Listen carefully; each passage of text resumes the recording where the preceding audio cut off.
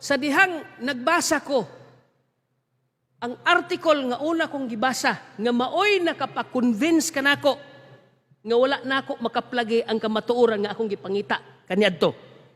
So I read the journal, and I consider it as legal document from them. I photocopy it. I read. The statement says that you will read from Genesis to Revelation, that not a single verse that promotes that the first day or Sunday is the day of the Lord. You know, the Lord granted my petition.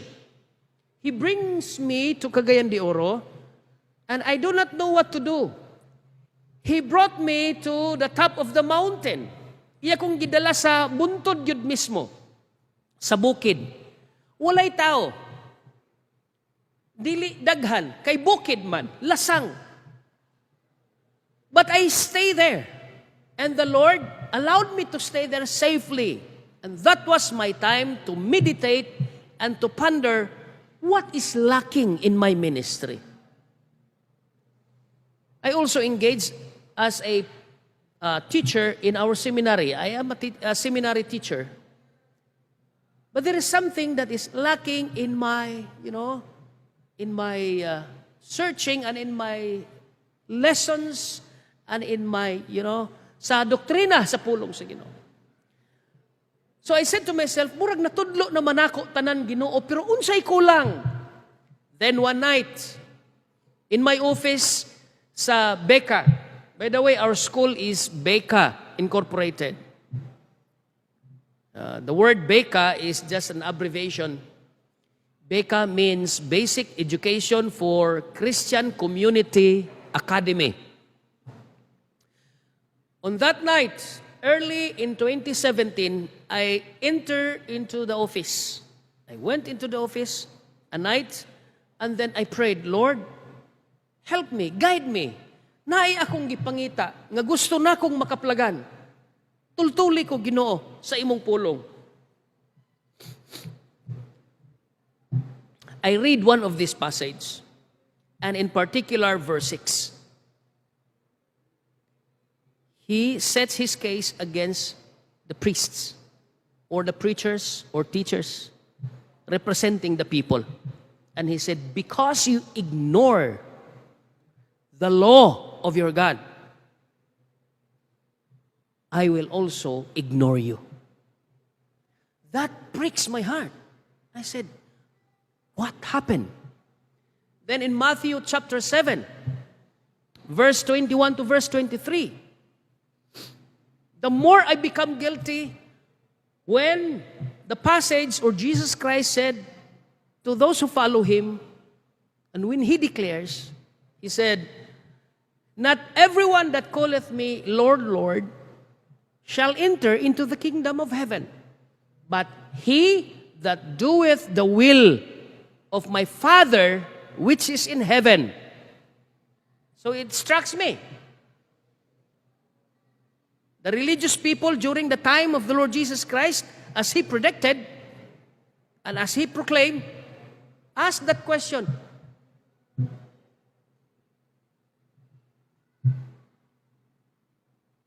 Nagwali kami sa imong ngalan. Lord, we proclaim, we preach your name. So akong gi-analyze, kining grupuhas mga tao na nga tarungan kang Kristo Jesus, mga evangelicals gid ni. Kaya mga evangelicals, like us, no? Mga evangelicals, like the Baptists, the Methodists, the Presbyterians, the Christian Brethren, the Pentecostals. Ang ilang forte, mao gyud ang evangelism. Ang pagwali mahitungod sa kaluwasan kang Kristo Jesus. Pero, nangatarungan sila. O si Kristo nag-ingon. Then ang sunod nga grupo, naingon sila, Lord, dili ba nag-cast out kami og mga dautan nga espiritu tungod sa imong ngalan? So akong na-realize ngayon ko nga, this is a neo-Pentecostal movement. Ang ilang forte, mao ang pag-healing ministry o ang pag-cast out sa mga daotang espiritu. Then, the third group, nga nangatarungan kang Kristo Jesus, ingon pa niya, Lord, have we not done wonderful things in your name? So who are the other religious group in our time today? Nga dagko kayo og mga ministries, na ay ilang universities, na ay ilang mga hospitals, na ay ilang mga orphanage. And even they control the political system of the world. Kung asa sila makasulod nga nasod, pati ang mga political personage diha sa government ilang ma-influence. Walay lain. Ang gitawag nga Mother Church. But then Jesus Christ said, I do not know you. Depart from me, ye that doeth iniquity. So dito na, nag-uol na kog maayo. Tanahon tani pag-ayo, unsa ning iniquity. What is this iniquity? And why is it that the Lord rejected them? Meaning, despite of the fact that they have ministries and proclaim the name of Christ, they don't have the personal relationship with Christ. And why? Because they have not shown it by their obedience and loyalty to the law of God. Walay balaod sa Diyos. And so, mga igsoon, ingon ani ang nahitabo as I read. To tell you the truth, I never read any of your articles that convinces me. And also, no Adventists who came to me and convinced me. Because in fact, nako'y daghang silingan ng mga Adventists dito sa basag. Dili sila makig-argue kanako. Kaya ako mahilig sa argumento. Estudyante pa ko sa among seminary sa una, ang akong istambayanan ang Plaza Independencia. Kay mahilig ko makigdebate kaniyadto. Sila manulod sa school kay magduwag basketball kay namay among gym. Mahibulong ko sa ila.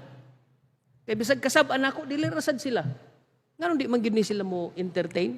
Gusto ko makigdebate sa ila. May gani mga buotan ni mga SDA. Ang uban. Joke lang ha. So, sa dihang nagbasa ko, ang article nga una kong gibasa, nga maoy nakapakonvince ka nako, nga wala nako makaplagi ang kamatuoran nga akong gipangita kaniadto. When I opened the Wikipedia and searched on the orders of the popes of the Roman Catholic Church. So akong gitanaw ang orders nila. But what strikes me is their journal. That journal nga gititle nila Catholic Mirror. That journal was printed on 1892, September 2, issued on September 2 and September 23. So I read the journal. And I consider it as legal document from them. I photocopy it. I read. The statement says that you will read from Genesis to Revelation that not a single verse that promotes that the first day or Sunday is the day of the Lord. So nisiga akong mata. Sila na mismo ang nagingon. You can read from Genesis to Revelation and there will be no single verse that promotes the validity of the first day or Sunday as the day of the Lord. Only by virtue of the Roman Catholic Church, by virtue of her divine mission, we changed the day from Saturday to Sunday. So then I said, there must be a religious fraud that happens to the church, in our church history. Because in the seminary that I engaged in, from my bachelor's degree in the seminary to my master's degree in the seminary, Ang among church history is Baptist history. By the way, I've been an avid fundamental Baptist, not only by birth and my growth and youthhood, but also in my seminary training and in my pulpit ministry. I'm a fundamentalist. But when I read something, I have to take a look and seriously dig deeper of it. Now I've read that legal document. So I went to search and research. Then sa ubos nga bahin, ang ilang statement sa issued nila sa September 23. They said, all the Protestants who still use the first day as their day of worship are an avid followers and obedient to the Pope of Rome, because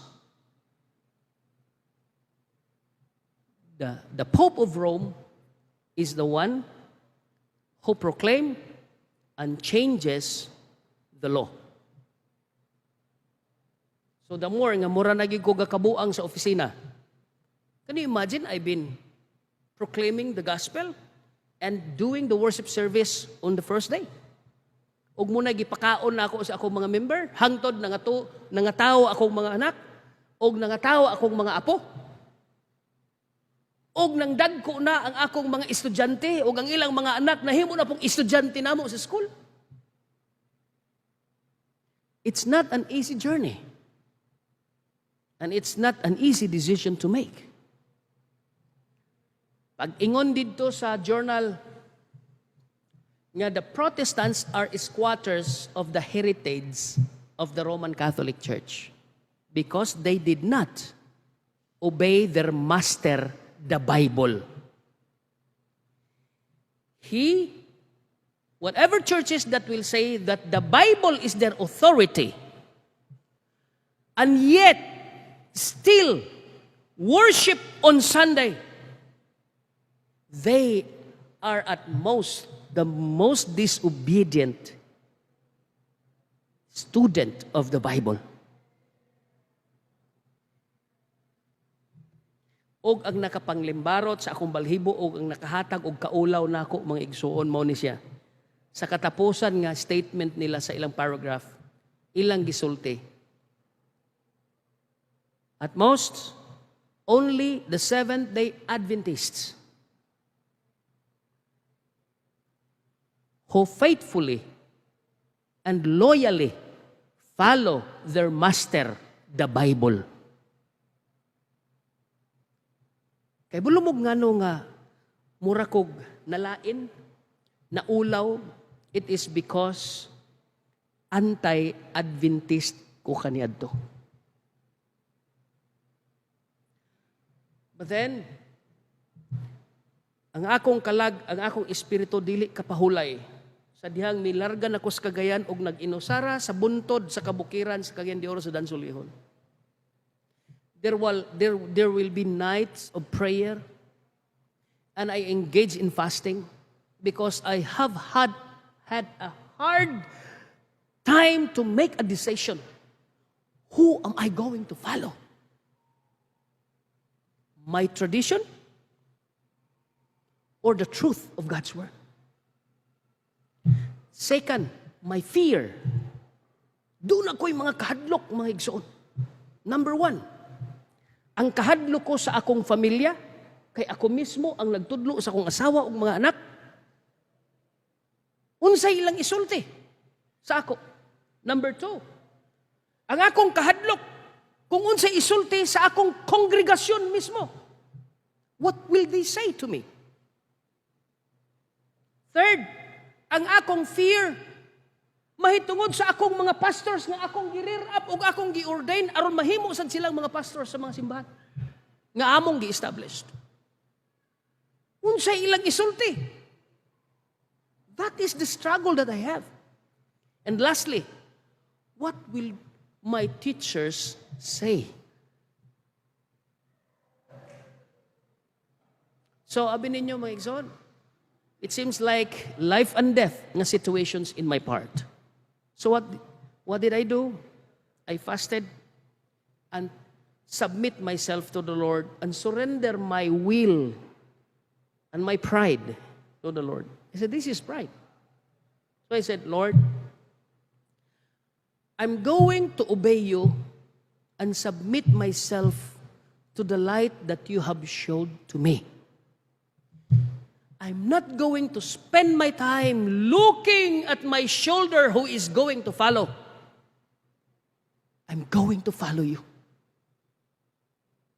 So I decided, 2017, when I nibalik o nilugsong ko pag-usab din late in 2017, December, this same week, this week, there is a prophetic seminar and prophetic conference in our home church sa Cordova. Ika-7th year nila. So, they invited me. Then I told them, we are going to have a 7-night of prophetic conference. Culminated, Sunday pa to, panahon na. On Sunday. So, we invited all our churches nga established from Danao, Liloan, then Lapu-Lapu, and Cordova together. Every night.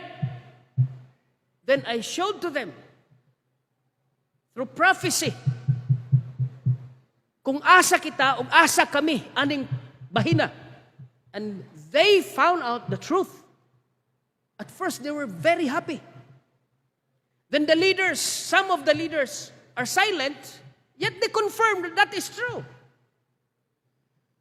But some of our leaders confirm and they follow the scripture. After the decision makings, our church split. Upat ka pastor nga nagbulag, tulo ang nagpabilin. And until now, for 4 years, they are stayed with me. Ang pinakasakit, kay usa sa mga pastors nga nagbulag, ang akong son-in-law.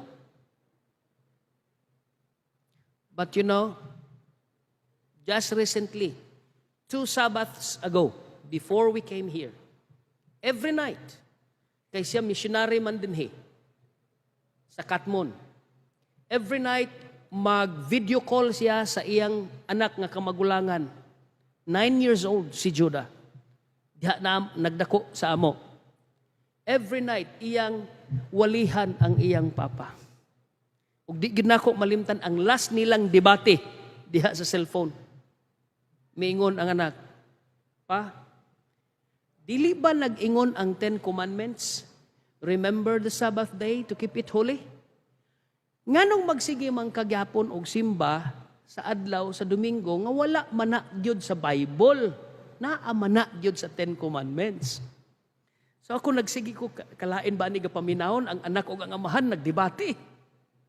Ingon sa amahan, dili manggod nak. Ingon ani ni siya, tanawa gani ang Matthew 6:33. Seek ye first the kingdom of God and His righteousness. That's why sa first day gyud ta magsimba. Ingon pa niya, tanawa, seek ye first. Wala may first day. Day man ang giingon nako, dili man seek ye first lang. First raman na. So nagsya, dito ko sa loyo sa Teresa na, nasya ko sa iyang argument. Ingo, Lord, kaulaw ba ani nga mag-istorya? The same argument that I have before is now being brought out by my grandson to his father. And his father is my disciple. So di ba ni backfire sa ako, kaya ako'y gatudlo. Pero ang apo mo'y nag-rebuke. Mga igsoon, this is a challenge. And so, I decided, and for 4 years now, kung nagpasalamat ko sa Ginoo, nga we transfer dito sa Cagayan, and we were able to practice what is necessary thing in our Christian life nga nagkulang sa among pagpangalagad sa Ginoo. So right now, we declare in our family and we started to practice the Sabbath and to worship the Lord and also to uphold the law and the law of health. Kay muna'y wala sa amo. So ang nahitabo, mga pastors nga ako, mga pag-umangkon sa Cagayan de Oro nga nagpastor sa dagkong mga simbahan, naminaw sila, and some of them also had sympathized, and some of them nag-join sa among Sabbath keeping. Well, naa sila silang mga simbahan. There will be a time that they will make that decision and sever from their congregations and make that decision to follow the Lord, just like what I did. I would like to say thank you for your prayers.